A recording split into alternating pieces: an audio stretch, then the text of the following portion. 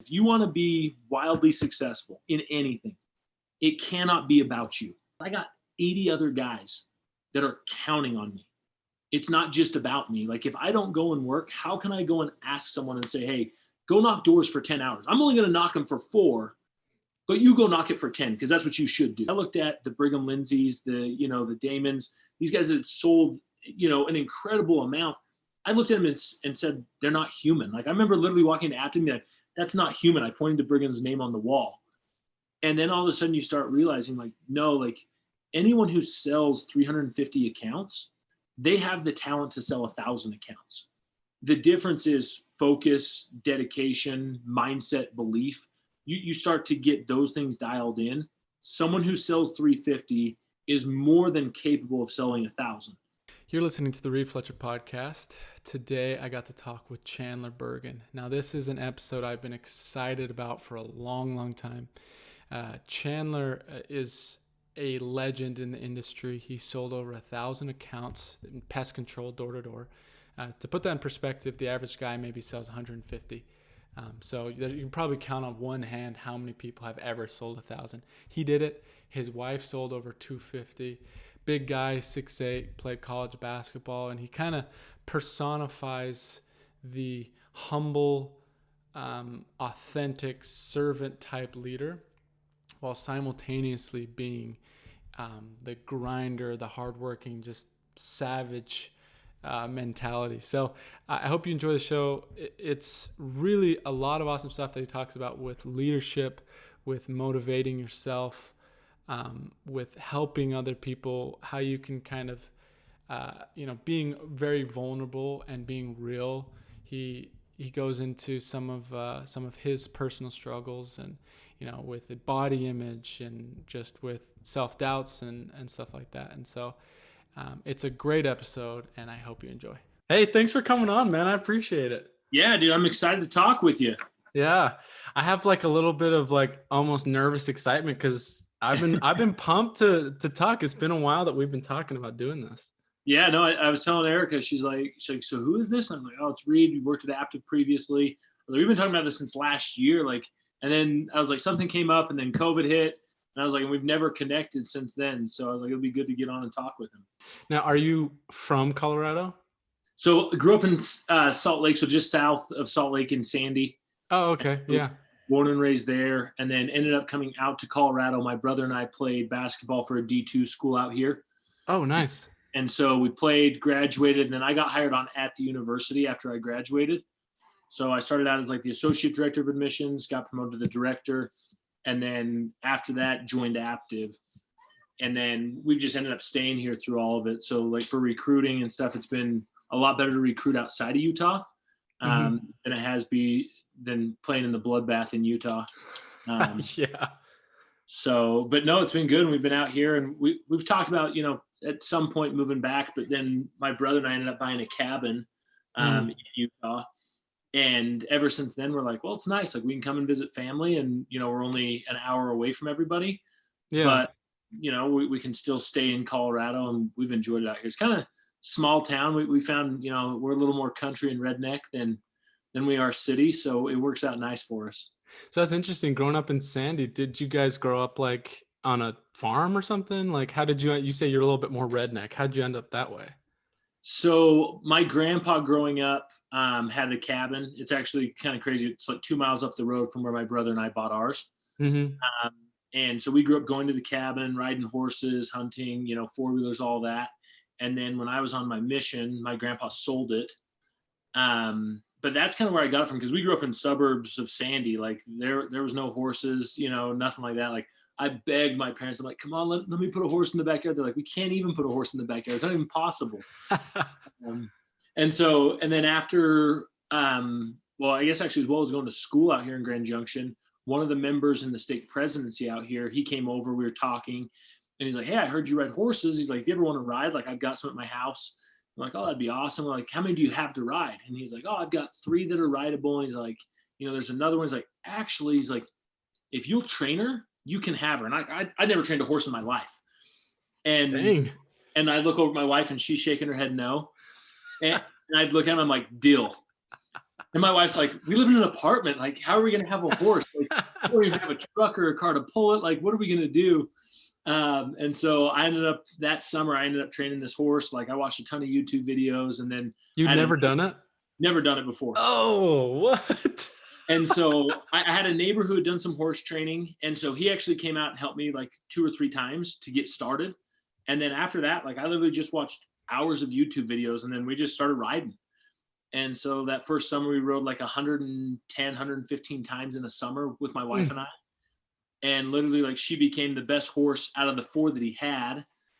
And so it was one of those that we'd go out and ride all the time. And now we have 6 horses and 7 acres. And, you know, so that's kind of how we got into it. But I grew up doing it a little bit. And that's, you know, kind of what sparked like the interest of it. That is so crazy. Oh my gosh.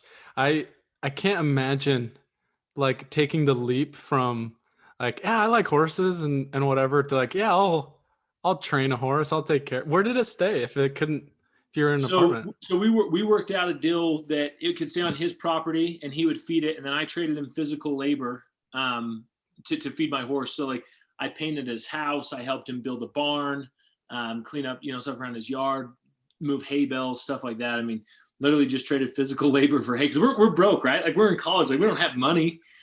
And so it was literally one of those we traded. And then once we graduated, we had a quick stint between graduating when I worked at the university. We actually came back to Utah for like 6 months. And we actually bought one of his other horses from him. And so my wife had kind of fallen in love with riding his horses. So we bought another one. So then we had 2. We're in Utah and then we moved back. And shortly after moving back, we bought a house with property. It was kind of one of those discussions. Like my wife and I, as you're looking for a house, we're like, you know, what do we want? She wants like the nice, modern. She's an interior designer by trade. So like, you know, looks are really important to my wife.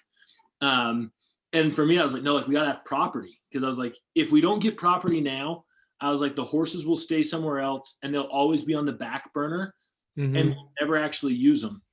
And so we ended up buying a house with property. And the bones that it had is what I knew we could turn it into. But like initially it was pretty rough. Like it was one of those, we looked at it, it was a fixer upper. Like we ended up, you know, we had redone everything in the entire house except for carpet, like paint, fixtures, you know, tile, countertops, repainted everything, you know, redone all the flooring. And so we ended up turning it into something great. But it was one of those in the beginning, we just decided we're like, if we don't keep them on the property, we'll never use them and we'll end up finding different hobbies and things. So, how much is a horse? Like an average, like ballpark? So our first 3 were the buy 1 get 3 free. So we didn't pay anything for our first 3, and then since then we bought horses. And I think you can get a good horse somewhere between $2,500 and $6,500.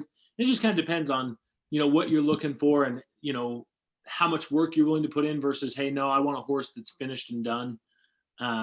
And that's just like, you know, for a good trail riding horse, nothing crazy. If you get into rope horses and things like that, I mean, you can easily be spending $20,000-$30,000 on a good rope horse, but we just ride for fun. That's what I was going to say. Do you do like rodeo or anything like that, or races, or just kind of trail? So we do a lot of trail riding, and then for me, it's been a lot of hunting. Oh, okay. So, like, call me lazy, but like after hunting with horses, like I'll never go back to hiking on foot. I'm like, that's for the birds. So out here where we live, we usually ride in like 7 or 8 miles. And then we camp and we go in on wall tent, and without horses, it would be nearly impossible. So I've never been hunting. So I'm just imagining this, and tell me if I'm wrong. I'm just kind of assuming what this probably looks like. You go in on horseback, probably have like a huge long like spear, and there's like a buffalo, and you just like ride up next to him. And that's what you're talking about, right? Yeah, I would love to do it that way. Like if they'd let me, I would do it that way. So for us, so we're kind of spoiled now. When we started out, we only had 2 horses at the time. So we literally pack everything on our backs. Like you're talking like loading down 60 pounds, you know, on your back, and we'd ride it, and we're sleeping in hammocks. And so, you know, freezing your tail off at night. Oof. And as time's gone on, now we have more horses. So now we pack in, you know, 4 horses at a time. So we've got wall tents. So it's like the full setup. You go in, it's like the Western experience, right? Like you see the wall tent, the big canvas tents with the stove coming out the top. Yeah. Has like a living room and has like a chimney and the whole thing. Exactly. So like we do one that's like a cook tent. So we're cooking over here, and then there's our sleep tent. And it's nice though, because like Erica, my wife, hates the cold. And so by having a stove and stuff, like she'll actually come up with the kids and she'll enjoy it because you can get those things cranking. Like we went up this year, I took a couple of sales guys, and when we woke up, it was 2 degrees at our camp, and we went above that. So it would have been in the negatives. We had it so hot in that tent. One of our guys is like chilling by the stove in his boxers. He's like, dude, I'm sweating. He's like, I can't get cool enough in here. And so it gets cranking. And then, so How does that not burn down the tent? So it literally just runs a chimney up, and then it's got like I don't even know exactly what kind of material it is, but fire retardant material that the chimney touches that it goes through. But it gets toasty, and it's canvas, so it's it's not like a plastic that'll just melt. Mm-hmm. So we camp there, and then from camp we go out and we hunt. So I love archery. I'm a huge archery guy. So when you talk about like getting close with a spear, like dude, like this year I killed an elk at 17 yards with my bow. Like, and so that's like my bread and butter is if I can go out with a bow and an arrow, like that's the coolest thing in my opinion. Now, are you on the horse? Like no, so usually once we get to camp, like we literally leave them there at camp, and then we'll hike from camp, unless you kill something, and then we'll go back and get horses, and then we'll go ride right up to where we killed it, load up the horses, and then ride back to camp on the horses. So how would you do that if you didn't have horses? How do you, like, if you kill an elk, what do you do with it? Carry it? So it depends on where you're at, right? Like some places, like in Utah, most places are accessible, at least within reasonable distance for a razor or a four-wheeler or truck. But where we're at in Colorado, so it's considered primitive. So it's either horseback or foot. Like those are your two options. So that's we always see these guys like hiking up with a pack on their back. And I'm like, dude, there's no way this guy's going all the way up in there. And if he kills something that he's getting it out, like I'm like, with the temperatures, things like that, I'm like, that meat's going to spoil. I was like, it's going to take him 3 trips up and down to even get the elk out, and then to go back into his gear. I'm like, there's guys that claim they do it. I find it hard to believe that a lot of these guys get all of it out. And for me, I'm like, that's why we hunt. Like we haven't bought beef in, 7, 8 years, maybe 9 years. We haven't bought beef in because all we eat is wild game. So so what do you do to not have it spoil? Like, do you freeze it, or like does it just have a certain amount of time? So if temperatures are okay, you can actually hang it in a tree. Okay. So if we're like less than 50 degrees, we'll hang it in a tree. You try and get in some shade, and you'll hang it in a tree and let it hang there for a little while. And then it can usually hang for 3 or 4 days in those kind of temperatures. And then we'll take it down. And then I cut up all my own steak. So like anything that's like a prime cut steak, roast, things like that, I'll cut all my own. And then anything that's ground, I take to a meat processor. They have all the equipment. They clean it up nice. And so there's things that are worth my time and things that aren't. And that's not one I choose to do when it comes to grinding. You just hunt elk? I do elk, deer. I've hunted moose. I've done oddad sheep down in Texas. We're going to Africa in April. Oh, really? Yeah, so that'll be pretty wild. So we're pretty excited. It's always been like one of my lifelong dreams to go to Africa. So it'd be my brother, myself, my cousin, and then 2 second cousins that are all going. That is amazing. Where are you going? What part? Not that I would know. Yeah, so we'll be in South Africa, and then we're going to be up on the northeast border of South Africa. So it's like the Limpopo Valley is what the area where we'll be hunting. So what are you hunting? The list is long. So like I think I've got 14 animals that I'm hunting. So one of my ones I'm most excited about is Cape buffalo. Okay. So one of the dangerous 7. And so I got Cape buffalo. I got like kudu, impala, zebra, blessed buck. Zebra. Yeah, that'll be pretty wild one. I actually have giraffe on my list. I know that's a controversial topic for some, but like giraffes on mine. Eland, water buck. So we got quite a few. I know one of our guys is shooting a crocodile. So we got some pretty cool stuff. Is that with a bow as well? We're going to try and do as much as we can with a bow. We've been told the Cape buffalo, they're like, you can shoot with a bow, but like you're going to have 2 guides on either side with a gun. As soon as you shoot, they're going to shoot it with a gun because they're just so dangerous. They don't want to risk, someone getting hurt. So, But we're going to try and do almost all of it with a bow if possible. That is nuts. Oh my goodness. Do you know Cam Hanes? I do. Well, I've met Cam Hanes. Oh, really? Yeah. So I went to SHOT Show And I got a chance to meet Cam Haynes. And so obviously, huge outdoor archery hunter guy. So I follow him a lot on social media. Yeah, I listened to his, I mean, I've never even been hunting, but I listened to him like on Joe Rogan, and he's just like such a badass, you know? Yeah. I'm like, He's oh my hardcore. gosh. Yeah. And He's not just, hardcore. he's like, I mean, you hear him talk about hunting and um, also just like his physical fitness and his mind. It's amazing to me. He's on another level, that guy. Yeah, no, he's up there in my opinion. He's like with the David Goggins, these guys that are pretty hardcore on their running and ultra marathons and these type of things. But yeah, he's actually he was a super cool guy. The funny thing is like you see him on social media, right? And he looks like a huge dude. Like he looks like he's big guy. Like he don't get me wrong, he's physically like he's huge, like he's jacked, but he's tiny. Like he's like 5 foot nothing. And so like I'm 6'8", so the first time I met him, like I looked at him like, really? Like I'm like, I've been watching this guy on social media. Like I thought he was like monster guy, But yeah, he's a shorter guy, but he's physically fit and he does some cool stuff. A lot of guys are like that. Like I've heard Joe Rogan is really short. Tom Cruise, like you meet him and you're like, oh well, that's too bad. That's awesome. Well, this kind of, I mean, this is what it is, like as far as the podcast goes.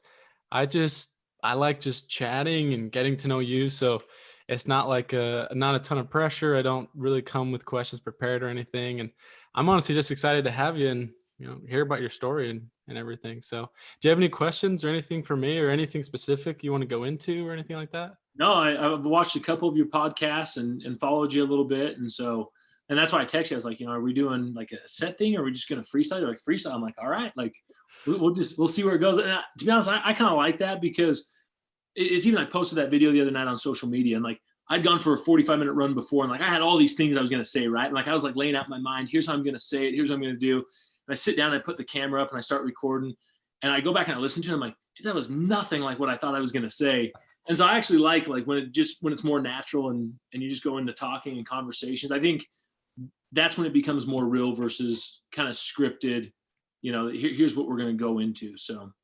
Yeah. And it takes a lot of the pressure out too. It's just, I mean, just you just talking about whatever. And so I like it that way. And it's a really awesome way to meet cool people that are doing cool stuff. So I'm excited about this one. I mean, we have been, we were talking before the show, just we've been talking about doing this for some time now, like probably like a year or so. So I'm glad we finally got it to work. Yeah, over a year. So it's been one of those we've kind of messaged back and forth and finally made it happen. Now, I don't know if you remember this, but we actually met in the Dominican Republic, like I do remember briefly. That. Yep. And when we were doing the four-wheeling off-roading thing and like we on went our to go-kart, that, right? Yeah. We went to that cool cave thing and jumped in. That was a ball. That was so much fun. Yeah, that was cool. Now you guys just got back from your active trip, just barely, right? Yeah, so we went to the Virgin Islands this year. Wow, that is awesome. How many people? So we had 16 guys and then a couple of spouses. So pretty good turnout this year. So this was the first year my division broke off from Mitch's because we had enough guys that were like, hey, let's do our own thing. It's a little less chaotic. Yeah. And so we just said, hey, we're going to start doing our own thing. We're big enough now. So pretty cool to watch, 16 guys show up and you're like, man, like we started literally, I remember my first year, I was the only 250 rep, out of my team that made it. And then to look, 4 years down the road, it's like, holy cow, like we've made some big changes. Yeah, that's awesome. 16. And it's a 250 threshold, right? Still? Correct. Now, what did you do your first year? So first year I did 501, my first summer. So dang. Yeah, it's one of those that, I don't know, it sounds really big, but like when I look back at it, like I'm doing it wrong, like it's still a huge number. Like it's a great accomplishment for anyone who does 500. But yeah, it was kind of wild. Like it doesn't feel real sometimes when I look back at that. And I think about that first summer. It's pretty wild to think about. Was that in just 4 months? In 4 months, correct. Dang, 500. Well, I mean, Was that what you expected? Did you expect to do more? Like, how did it turn out? So to be honest, it was more than what I had thought I was going to do. So when I got recruited by Mitch and Tosh, and they showed me numbers and scenarios, right? Like, and we're looking at summer sales. I'm like, okay, like I'm going to do this. I'm going to crush it. Right. And I told everyone I was going to sell 400, and Tosh and Mitch, like they were very tactful and nice about it, but they're like, I don't want to tell you can't do that, but like that's extremely hard. And I'm like, no, like I'm going to sell 400. Mitch is like, that'll put you in the top 15 reps in the whole company. I was like, yeah, I'm going to sell 400. And I'm sure Mitch and Tosh are like, this guy's a little bit arrogant. Like he has no idea what it actually takes to sell 400. And now, like being in a manager role, I get exactly where they're coming from, right? Like I hear guys say, 400 or 500 all the time. And I'm like, I'm not saying you can't do it, but yeah, it's harder than you think. And then I remember, July hit and started looking at where I was pacing for. And Mitch is like, Chandler, you need to readjust your number and your goal. Like you're going to smoke 400. And so readjusted my goal. And then I got to middle of August and, they're starting to try and get guys to re-sign and talking about that. And so I told Mitch, I said, hey, I'm not re-signing unless I get a truck next year. Cause I was like, dude, if I had a truck, like I'd sell way more, right? Cause sales to service goes up, et cetera. And so Mitch is like, yeah, he's like, I think that's very reasonable. Like you're like, I was like 460 or 450, something like that with a couple weeks left. And he's like, I'll go talk to Vest. So he comes back and he's like, so Vest said it's 500 bust. And I was throttled. Like I was ticked. Like, I'm like, dude, who does this guy think he is? I didn't really know Vest at the time. I'm like, who does this guy think he is? Like, I'm not your quarter horse. Like I'm a thoroughbred, like, cause I was having a big summer. Like I'm in, top performing rookies in the company. And Vest is like, no, it's 500 bust. And if he wants it bad enough, he'll figure it out. And that line has stuck with me for forever. Like, if you want it bad enough, you'll figure it out. And so, like I said, the first day or two, like I was seriously throttled. Like I was ticked. I was like, that's bull crap. Like if I went to another company, do they take care of me, et cetera. And then stepped back and looked at it. And I was like, no, like he's right. Like if I want it bad enough, like I'll figure it out. And now looking back, I'm extremely grateful. I would have never hit 500 my first year if Vest had given in and said, yeah, we'll give you a truck. But because he said that, like I was so set on that I needed a truck the next year if I wanted to hit bigger numbers, that I went out and was able to accomplish it. But it's one of those, like I've learned a lot about, holding the line from Vest. And because like he made me hold the line, it's helped me help other managers hold the line. Like this year I had a rep. So he's at 231. He had like 19 accounts to 250 and he falls off his Segway and breaks his collarbone. Oh. And like shatters it. Like not just like a small break, but like we're talking like borderline surgery. And so he goes in, he meets with the orthopedic. They end up saying, let's see if it can heal. If it doesn't, then we'll do surgery. And like his mom's at home saying, hey, you should come home. Like, we got to get this taken care of. So he pulls me aside one night and I remember we're walking down the stairs in the parking garage and we start talking. I just turned to him and I said, Cooper, if you want it bad enough, you'll figure it out.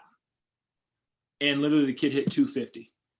And so it's one of those, because of that experience first year and Vest and Mitch making me, hold the line, like it's allowed me to do the same thing, for some of my guys. I mean, I even had a guy this year who was on track to do 250. So we said, yeah, you're going on the trip. He ended up not finishing 250. He went home and he was like, oh, I'm going to sell these accounts. And for those that have done summer sales, once you leave, you ain't selling more accounts. Like you ain't going back out. Like you're not finishing, your number. And I literally had to call him up before the trip and said, hey, sorry, but like it's 250 or bust. And, I had to eat the cost on a plane ticket and some of those things, but it's like, no, like that's the line. And that's what we hold people to. So it's been a good lesson, but in the moment it was frustrating for sure. Yeah, it's hard. But you do see over time that it's so much better because like for example, when that's happened to me, if I think that I could possibly get a crutch, in the future at some point, like then it's hard to motivate yourself. It's like, oh, they'll probably, give me some leeway if I'm 5 short or if I'm 2 short. But when you know that, hey, this is the line, and if you don't get this exact thing, we're not giving it to you, then you just have that no plan B type mentality. Like, okay, I guess I got to get it, or like that really isn't going to just happen. No. And I think you hit it on the head. And, I started rereading Extreme Ownership the last couple of weeks. And he talks about like, it's not what you preach, it's what you tolerate. Right. So you can sit here and say, hey, 250 is the line, 500 is the line for a same day, but if you start tolerating other things, it doesn't matter what you say. It's 100% like what you tolerate becomes the standard. Yeah, no, absolutely. So 500 your first year. You didn't bring people out with you your first year, did you? So my first year, I think I brought out 14 guys. We finished with 9 Okay. first year. So we did like 1,400 accounts first year between myself and the guys I brought. And then the second year, now you're going out, like you've done it. You have the confidence. I mean, what was your mindset going into the second year? So for me, like I kept looking at guys like Mitch and Tasha. I was like, okay, I got to grow, right? Like, yeah, had a good first year, but I'll be honest, and I've had this discussion with a lot of my guys, like I didn't make as much the first year as I was hoping to make. And I think that happens a lot with guys in summer sales, right? You don't take into account retention. You don't take into account, other factors. Mm-hmm. And so I made good money. Don't get me wrong. Like I made good money, but I didn't make as much as I wanted. So I was like, okay, if I want to get to that next level financially, like, okay, I got to recruit more. I got to get more guys. So that was kind of my mindset going in was I've got to get more guys. And then I looked at 500 and said, okay, I did 500, but I was like with a same day experience, like I think I can do 700. So 700 was my goal going into my second year. And then we ended up coming out with 18 guys the second year. And so had a really good year. It was kind of funny. Mitch was going to Dallas. And I literally told Mitch, I was like, I'm not going to Dallas. I was like, it's too freaking hot. Like you said, you live in Arizona. And I was like, dude, 8 months out of the year, that's beautiful. Yeah. But like, when we work, I'm like, no, I can't do like once it gets above 85, it's just my body composition. Like, dude, I sweat. And like, I hate to sweat. Like, for me, it's embarrassing. And so I told Mitch, I was like, dude, I'm not going to Dallas. And he's like, well, I don't really know where to send you. So the funny thing is he found Cleveland. And like Cleveland was a branch that no one wanted to go to. Like it was literally like people were trying to trade it and get rid of Cleveland. And he's like, hey, he's like, Cleveland. I'm like, Cleveland. He's like, but Brian's there. So Brian had been the service manager in Chicago my first year. And I had a really good relationship with Brian. I was like, no, you know what? Brian's a homie. Like, I'll go to Cleveland just because of Brian. Mm-hmm. And so we go to Cleveland and had an awesome year. So we did 3,400 accounts. So we more than doubled as a team. And it was the same year Brad Farr was there. So Brad was number 2 rep in the company. I was number 1. I was number 2. And we were both in Cleveland. His team did well. My team did well. So it went from a branch. I think when we got there, they had 1,900 active accounts total. And we came in between Brad and I, and all of a sudden we added 7,000 new accounts to Cleveland. And so kind of crazy that we even ended up there, but love the weather, right? I wasn't in Dallas. Like even Mitch said, he's like, hey, Texas was great. We had a lot of fun, but he's like, I won't go back. He's like, it was too freaking hot. Hot and humid and a lot of competition, I've heard. That, yeah. And he said a lot of competition. He's like, for those that keep working, he's like, the competition's not as big a deal, but he's like, the heat is what killed. He's like, literally, he's like, come August, he's like, guys he's like, physically and mentally, he's like, they just give up because Mm-hmm. it's so hot. He's like, you'll go into lunch and he's like, everyone is laying on the benches, just towels on their head, trying to cool down. And I was like, yeah, that doesn't sound fun to me. I sold postseason here in Arizona. And so it was like August, like midway through August. Okay. And at that point, like the summer's like ending, I guess, like the heat. And it was still, I could not imagine the people that were there all year. It was miserable. Like Yeah. 112 knocking door to door, and like Hard pass, right? people would like talk to you just because they felt bad for you. They're like, yeah, I'll get you some water. Like, don't faint, please. Yeah, no, that's toasty. I've done Vegas, Phoenix, Dallas, Florida, all preseason. And preseason, all those places weren't bad. Mm-hmm. But I remember being down in Phoenix, and it would have been April, just before Easter. It was already like 85 to 90 degrees in April. I'm like, hey, well, this is great for selling right now. Like everyone had bugs already. But I was like, dude, I can't imagine like being here midsummer. People are talking like, oh yeah, like you can't leave your bike out in the sun because bike tires will explode if you leave them on the asphalt. And I'm like, on the asphalt, your bike tires will explode. I'm like, your Segway would get roasted, No, it's crazy. Like before we bought this house and we were going to move in, but then there's like the gap in between when we're leaving our old place.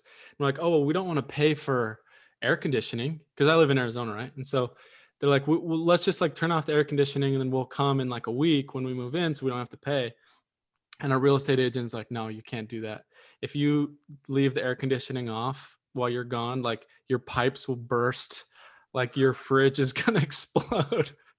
Like it, like literally the heat of the sun will destroy the foundation of your house. You have to use air conditioning. Imagine selling there, you know? Yeah, that's wild. No, it's crazy. I sold in Chicago as well. I don't think I've ever been to Cleveland. Is it buggy? Yeah. So to me, I think a lot of the Midwest, right? Yeah. Humid, a lot of lakes, a lot of water.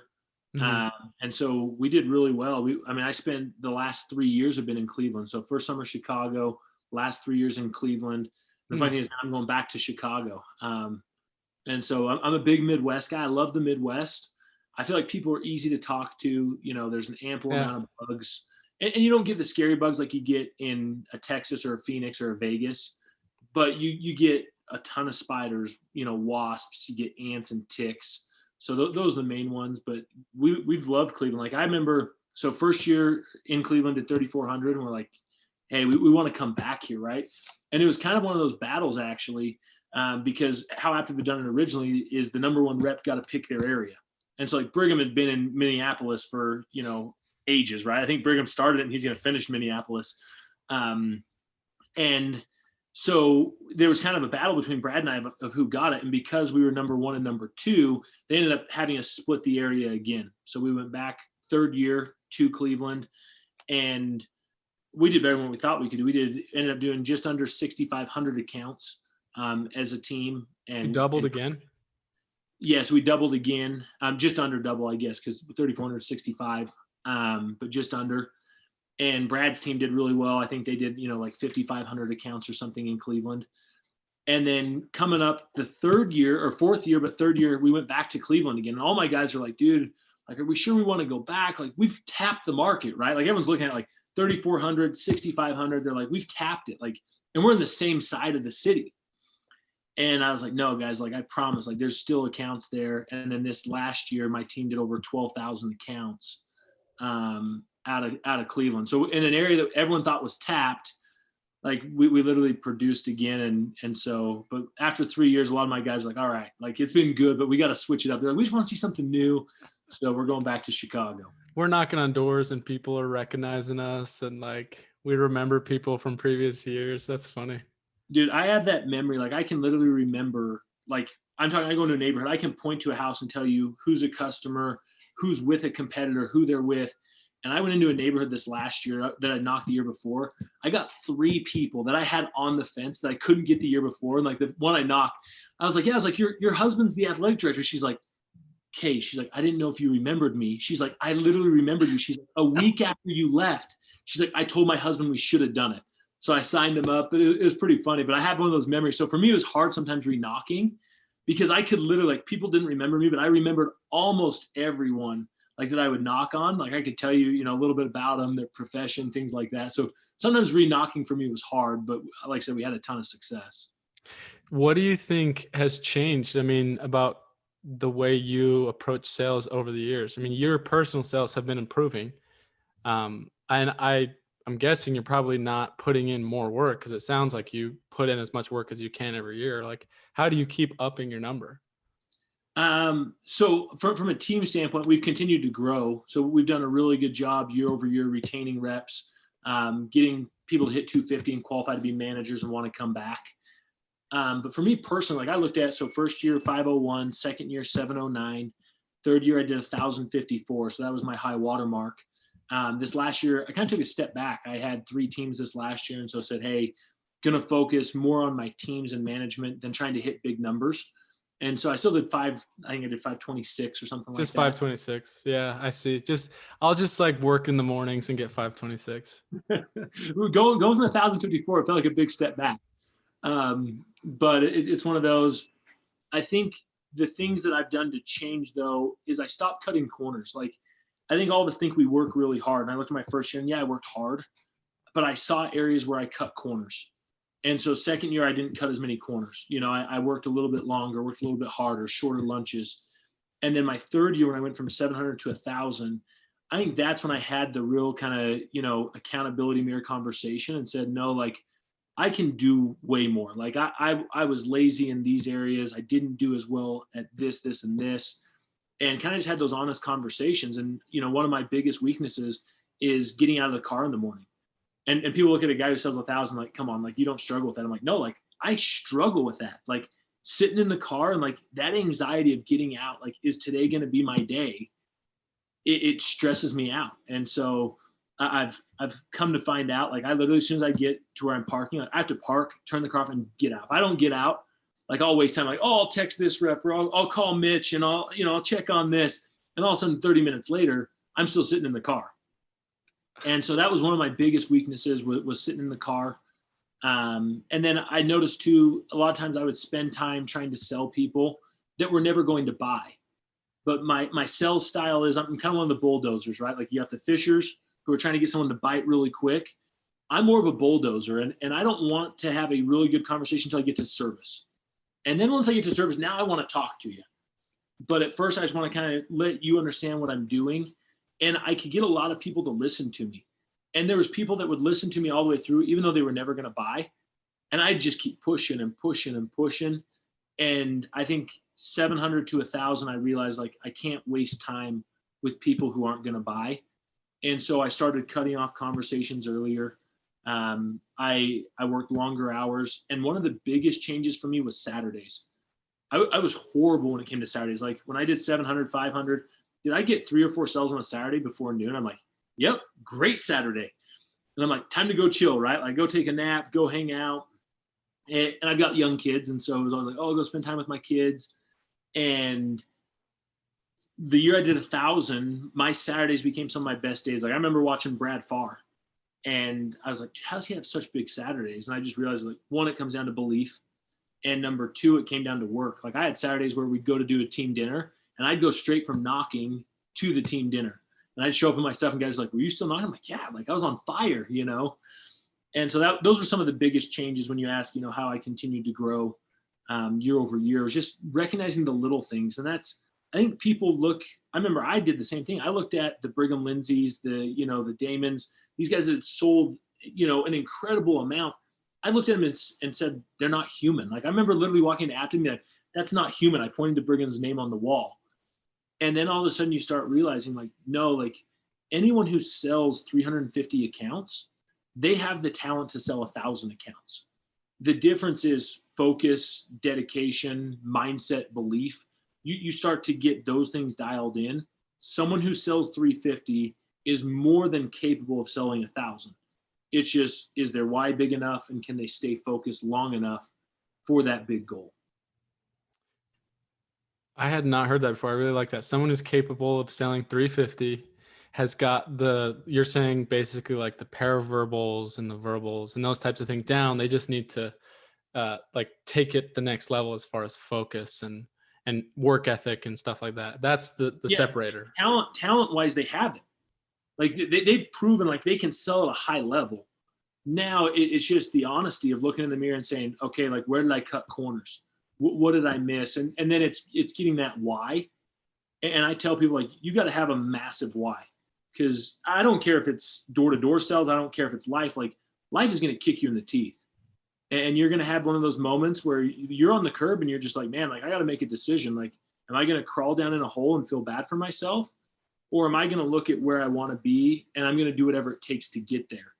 And so I think that's a big factor, is a lot of these guys don't have a big why, especially some of these single guys. And it's not their fault, right? You're married, you understand, like once you're married and you have kids, like your why and your driving force and factor, it changes dramatically, because it's no longer like, hey, I can make 50,000 and I can live a really comfortable life when I'm single, right? Versus like, no, like I got 2 kids. Like, okay, at some point they're going to want to drive a car. At some point they're going to want to, do these things and go to school and Disneyland, and it becomes way bigger than yourself. And I think that's where guys have to realize, if you want to be wildly successful in anything, it cannot be about you. Like if it's just about you, you'll never win, because someone's going to be bigger or stronger, or something in life is going to be bigger, stronger, and tougher. And it's going to kick you in the the gut, hit you in the mouth. And you're going to have to look in the mirror and say, okay, like this isn't about me. This is about future generations, future people, and what I can provide for them. And so that's why I think having a massive why is so important. Did your why change? I think my why's definitely changed over the years. Like, I'll be honest, I was like every other guy that got into summer sales. It was about me, right? It was about, I want to make money, right? And it was, I want success. And even though that success was about my family a lot of times, right? That I don't want my wife to have to work. I want to be able to take my kids and do these things. It was still about me. And as the years have changed, I have found personally, I get way more fulfillment in helping other people accomplish great things. To literally take someone who thinks that this is their ceiling, like, I cannot go higher than this. You know, my parents were drug addicts, my mom and dad were in and out of jail, blah, blah, blah, whatever the excuse is, this is my ceiling. And then to bring them out, and then over the course of a couple of years to watch where they're at. I had 2 guys this year that bought their first rental properties. And one of the guys first summer did 97. And when I talk about parents in and out of jail, dad walked out of his life at 8 years old. Mom, aunts, uncles in and out of jail for drug use, you know, all these other things. And to literally watch this kid do 97, 250, 300, 350, buy a rental property. The most humbling thing is we go to fill out paperwork for, you know, licensing, and for emergency contact, he puts my name. And you start to have people who look at you as a father figure and as someone that's more than just a manager or boss. You want to talk about a why that pushes you. Like, guys, like, why do you still, you know, sell at the level you do? Why do you push so hard? And I'm like, because I got 80 other guys that are counting on me. It's not just about me. Like, if I don't go and work, how can I go and ask someone and say, hey, go knock doors for 10 hours. I'm only going to knock them for 4, but you go knock it for 10, because that's what you should do. And so that for me has put a lot more why and pressure on me to perform at a high level, even than, you know, my personal goals and my own family. And that's, you know, the year I did 1,000, my team, you know, did 6,500. And you look at that and people are like, well, how'd you do that? One, I had really good managers. Like, I can't take all the credit by any stretch of the imagination. But number 2, like, I looked at all those guys. I'm like, if I can do 1,000, these guys are going to start to believe they can do more, because they're going to see it happen. Like, we always talk about the 4-minute mile, right? And 4-minute mile never been done. And Roger Banner, you know, does it. And how many people in that same year did it? My first year I did 5:01. It was the top person in Tasha's region. Like, no one outsold me, even experienced reps. And then my second year I did 7:09. This last year, I had 5 guys on my personal team do 500. And so you look at that, but I think it's because guys watched and said, well, if Chandler can do 700, if he can do 1,000, like, why can't I do 500? And so when you watch examples of people doing it, especially when you have a personal connection, you know them, it creates this belief that people knew me. Like, Chandler's not Superman. Like, Chandler's got all sorts of flaws, right? And so, like, if he can do that, why can't I do half of that? You know, or why can't I do more than what I did? Because you've watched someone else break that mental barrier for you. And it gives you the courage to speak it into existence. Like, I love the Conor McGregor, like, you start to say it and speak it, and all of a sudden you start doing it. Like, I stepped back the other night, like I said, I had like a really heartfelt, sincere moment where I kind of reflecting on my life, and it kind of starts to scare you. Like, I start thinking about all the things I've said I would do, and it scares me because I'm like, holy cow, I've done them. And you start to think, like, I got to be careful about what I say, because like I can literally, I know now I can make it happen. And like, that's a very powerful thing, but I think it's also something you have to be very careful of, because you can go down rabbit holes of getting things that are important to other people. And I found that out the hard way this year, right? Like, I wanted a fast car, not for me, but because I thought that's what everyone else wanted to see me do, right? Like, I heard people giving me crap, like, dude, you sold 1,000 accounts and like you drive a, you know, $5,000 BMW and, you know, an '08 truck. And so I put on my vision board like a BMW M5, and I was working with a business coach, and he's like, give me your vision board. So I put it on there. It was white, had carbon fiber mirrors, you know, spoiler, this, that, and the other, and start selling. And I kind of forgot about my vision board, to be honest. Like, I didn't put it on my wall like I should have. And in August, I go out and I buy an M5. And the crazy thing is, I look at my M5 and I pull out my vision board. The only thing that is different between the M5 and my vision board and my M5 is I have gold calipers and it had blue calipers. But it literally, like, it's scary. Like, you start looking at it, you're like, dude, that is literally the car I said I would get. fast forward now 5 months since the summer. I love the car. Don't get me wrong. It's sweet. Like, one, I have no self-control. And Right. so I drive way too fast. Like, I've maxed it out 5 times at 168 miles an hour. Like, that's just dumb. And I'm like, 168? 5 times. I've done it 5 times. Where? Did you go to the salt flats or something? No, that's the crazy thing, right? So I've maxed it out a couple times in Nebraska. We were driving home from the summer. I drove it home. Nebraska do it to you. Yeah, I know what you middle mean. of nowhere, Nebraska, right? We're going to pick up our horses. My wife's falling in the truck, and I know it's a straightaway. Like, I can see for miles, and I put it down. I'm like, I wonder when this thing stops. Like, you hit 150, you're like, that's the fastest I've ever gone. You hit 160, you're like, is this thing ever going to stop? And then at 168, the governor kicks on. It would have kept going, but the governor kicks on and drops you down. Is it shaking? Like, what is it? I've never gone nearly that fast. Dude, it's smooth as butter. Like, that's the problem. Like, this car, it is crazy. Like, it's 580 horsepower. I think it comes 560 stock. I've got an exhaust kit on mine.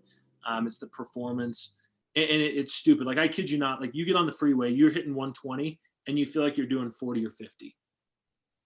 And so I'm like, hey, I'm gonna die, right? Or I'm gonna hurt someone else, or I'm gonna get a ticket and go to jail. Like, someone's gonna hit me with the radar at 168, and they're not gonna ask questions. You're going straight to jail. Like, there's no. If they can catch you, right? I mean, they have to catch you first. Catch you, right? and so I looked at all that, and I was like, man, like, I have zero regrets buying that car. But I literally this weekend listed my BMW for sale, and we paid cash for it, so it wasn't like it was a stretch to do it. But I looked at it and I was like, for me, I was doing it for the wrong reasons. I was doing it to flex on people. Like, that was literally my thing. And I got pretty vulnerable in the video I posted the other day and talked about, like, I was the kid that was made fun of. Like, I was the fat kid. I was, the kid who was never going to play college basketball. Like, I remember getting made fun of for my ability in basketball, for my figure, for a lot of these things. Like, I didn't feel like I had friends. I had one friend in high school, and he didn't even go to my high school. And beyond that, like, I felt pretty alone. And for me, getting that BMW was like my time to, like, show people, like, oh, look, I've made it. Like, this is my flex. And the funny thing is, I bought it. It was sweet. I love it. And then I ended up upgrading my truck.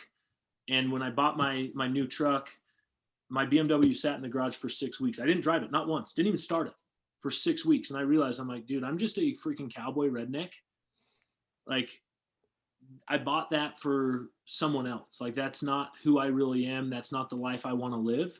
Even though I love fast cars and I see why people buy them, but they probably have more self-control than I do. Like, I just know myself. I'm like, I have zero control. And so now we're going to sell the BMW and go back to the cowboy lifestyle. That's awesome. I will say though, nothing wrong with the flex, right? Like, as long as it's a flex, it's still, I mean, you earned it, right? I was thinking, I watched that video and I love that video. Thank you for sharing that. You're welcome. And I was thinking about it after you posted it, and it's true. Like, you can do the same thing, but if you do it for different reasons, like, it can affect you very differently. Like, for example, if you just love the BMW and that's just you, and you just want to get it because that's a symbol to you that you worked hard, I'm all for that. Like, agreed. Nothing wrong with that at all, right? Yeah, like, flex on them. Like, you worked hard. It's like it's like kind of validation in a way, but you could do the exact same thing. But if you're only doing it so that your high school bully or you're the neighbor across the street or whoever sees you as cooler, or you feel like it somehow makes you enough, like you weren't complete before the BMW, then I completely agree. Like, you shouldn't want something like that to complete you. You can flex with it, but it shouldn't be like, finally I made it. Like, people can love me now because I have a BMW. Like, you're always going to be chasing the next thing if you do that. Oh, and I think so many people, like my wife and I talk all the time, it's the keeping up with the Joneses, right? And part of the reason, like, we haven't moved back to Utah is I feel like and maybe it's not just Utah, so I don't want to make that bad generalization, but in suburbs, I think in general, right? Like, when you live in a suburb where you're close to people, the keeping up with the Joneses becomes a very real thing because you see what they have every single day. You start to drive past it and you're like, man, like, at first it's like, that's a sweet truck. And then it's not that that's a sweet truck. Like, no, I want a truck like that. And then you see the wife gets a new car, and then, well, my wife doesn't drive that car. And it becomes this perpetual battle of trying to keep up with those around you. Like, so we live in Grand Junction, Colorado, small town, in the whole valley here, there's 170,000 people, I think, something like that. And we live in Fruita, which is outside of Grand Junction, and it's rural. Like, I got 6 horses in my backyard. We're on 7 acres. And you'll laugh, like people kind of make fun of me right now. So we just sold our first house that we had bought together. We sold it, and then we moved into this. I live in a double wide. Like, it's literally like a modular home double wide. And I'm sure people look at it and think like, dude, what is this guy doing? Like, he sold 1,000 accounts. He's made incredible money, this, that, and the other. But I'm like, I have 7 acres. Like, to me, that's the value in it. That's important. Like, the house isn't important. Like, and we've redone some stuff and made it so it's livable, because at first it was pretty rough. But like, we're super fortunate and blessed. We followed Dave Ramsey. We paid cash for this place. And so, like, we don't have a mortgage. Like, I don't have debt on my cars. But there's no keeping up with the Joneses, right? Like, I'm not in a neighborhood where everyone's looking at it and I'm the only double, modular home, and everyone else is in nice custom homes. And so for me, like, I come in, I'm like, dude, the inside's great. Like, I got a room for each of my kids. We got space. And it's like, yeah, would we love to build a home? Yeah, 100%. Do I think we will within the next couple of years? 100%. But I'm like, let's be patient. Let's be humble.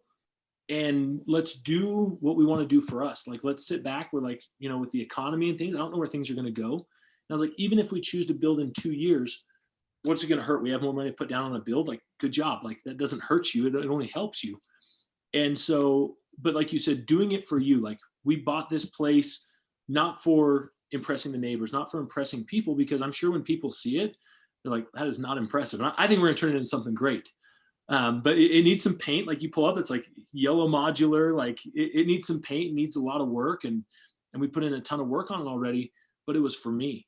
And it was for my wife and my kids. And last night, my kids are out with their friends. They're literally playing in a barn, and they're rolling in the hay. They're chasing the cats. They're climbing up on top. And I'm like, dude, that's what I wanted as a kid. Like, my little girl and her friend run around. They're like, we're playing cowboys and cowgirls. And they're running around in the mud.